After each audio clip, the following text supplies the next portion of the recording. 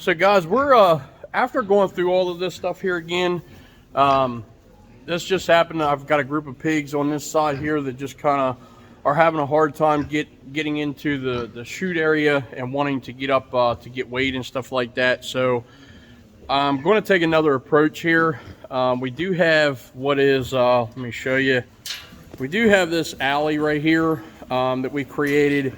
The back gate here swings in and we can lock pigs in here. So this area is just still too big, and we did add a board to kind of keep it kind of closed in here to get up on our scale here, and then when we need to out the chute. But it's just still too big.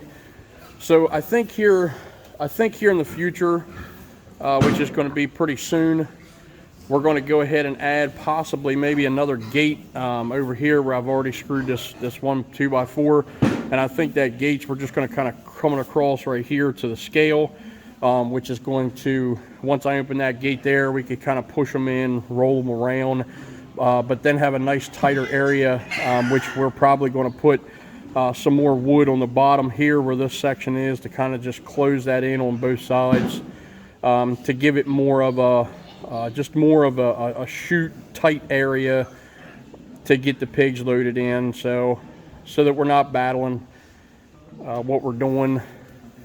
I think that's going to be something we need to add. So here in the future we are going to do that. Pigs are doing good though. So yesterday we had Wednesdays we have feed delivery around here. Fortunately enough, we have a local company that comes in, has a feed truck, comes in and goes ahead and delivers feed for us. The feeder behind me here, that feeder there will hold 2 tons of hog feed, the way we have it mixed up. And so this thing here is it's really a labor saver when it comes to what we're doing with it. It's been working out pretty good. This one's made by Broer. We assembled it here, and it's worked pretty good. Needs a good solid base underneath of it though, from what we've experienced. So for us, we just put together this base that's back here, that just consists of 4x4s on the ground, some slats across there, and then plywood on top of it, which build a nice solid structure for the base. And then we put it on, and that just kind of helps from digging underneath of it and stuff like that. Just for those benefits there.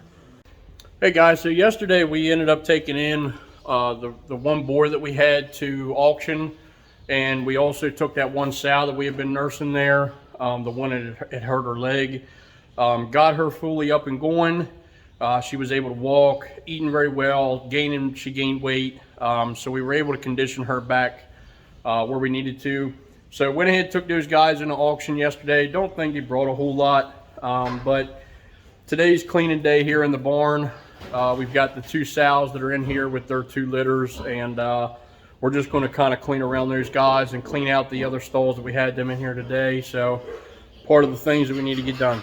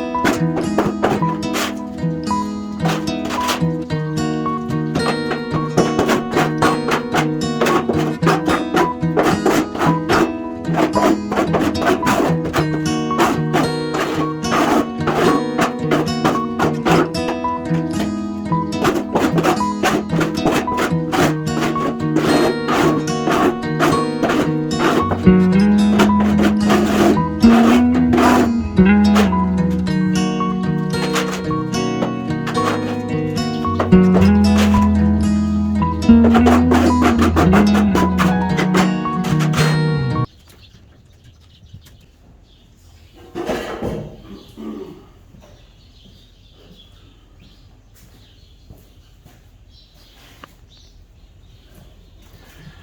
let me bring you guys with me here. I just want you to notice something. You see all the water in here? Soaking wet. Just like we would clean this out here. So this one sow that we ended up getting rid of here, took her to auction yesterday. I think that what happened was, what was going on is she would run this water, and then I would feel terrible because the stall looked crazy. So I'd move her into the next stall, I'd clean the other stall up, put fresh bedding in here, and you know, she'd have a nice clean stall. And so I think what was going on is if any of you guys have raised pigs, and if you haven't, you got to realize the pigs are extremely smart and they're able to recognize things. And I think that was one of the things she was doing. She recognized that if I came in here and clean this out, even if I told her that I was, you know, if she ran the water, I was going to leave it there and make her, you know, make her stop. And so she realized that I wasn't actually going to hold true to my word on that. I would feel bad because it looked soaking wet in there, and I'd move her in and I'd put her into a new stall with a whole bunch of new bedding. And so I'm pretty sure that she realized that. It was very frustrating because I've had to clean this stall so many daggone times every week. Kind of case in point. So just like for her, she never did that, and even when she was, you know, had little piglets and stuff like that on, you can see that none of my other pigs are doing that. So it's truly something that the pigs are smart enough to realize, you know, and kind of figure out for themselves, and I think that's exactly what she was doing. She knew that if I'd come in here and everything was soaking wet, I'd be cleaning this up. So, and she'd have a new bedding area and she'd be happy as can be. So, hate to see her leave, but I am glad to see her go. So it is what it is. Just glad we got her up and healthy, and who knows, we'll probably miss this at some point, but we're going to finish up here. I've got another stall where Ricky was to get cleaned out, and then we're going to go ahead and pick up some of the areas right around the mothers here, just kind of clean their stalls.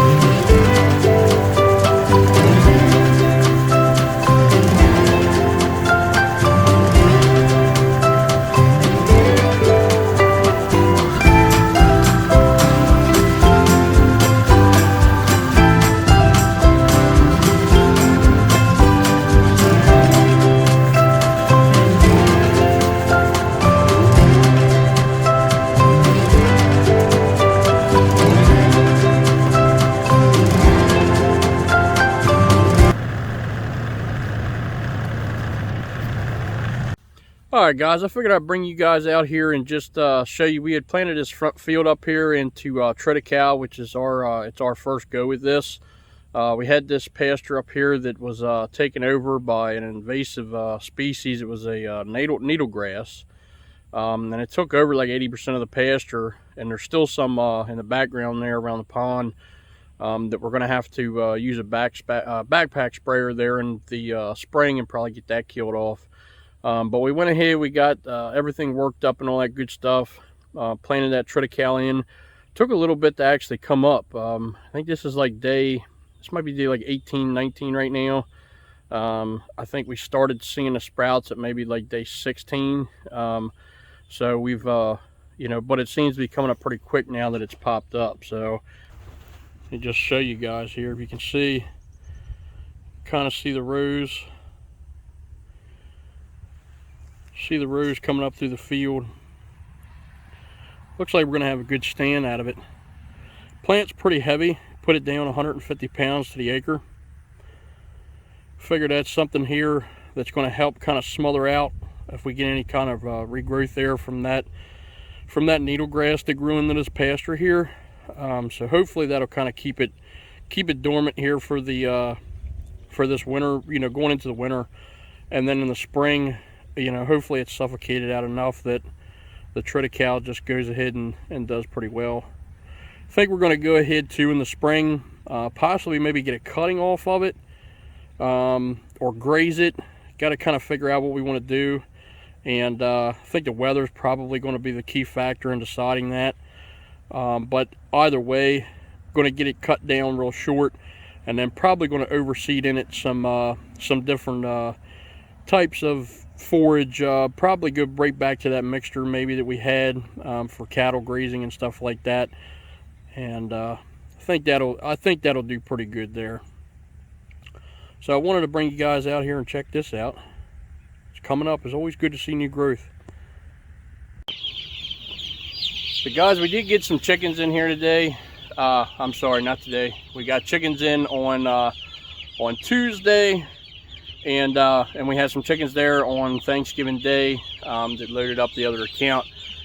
Finished up 4, 5, and 6 here on this account. Birds are in here now, doing pretty good. This would be, we're at Thursday right now, so this is basically day 2 for these guys. Growing pretty good, really active. You guys can see a lot of the light in here. Windows are open. We've got some of the perches in for them to get up on top of and stuff like that.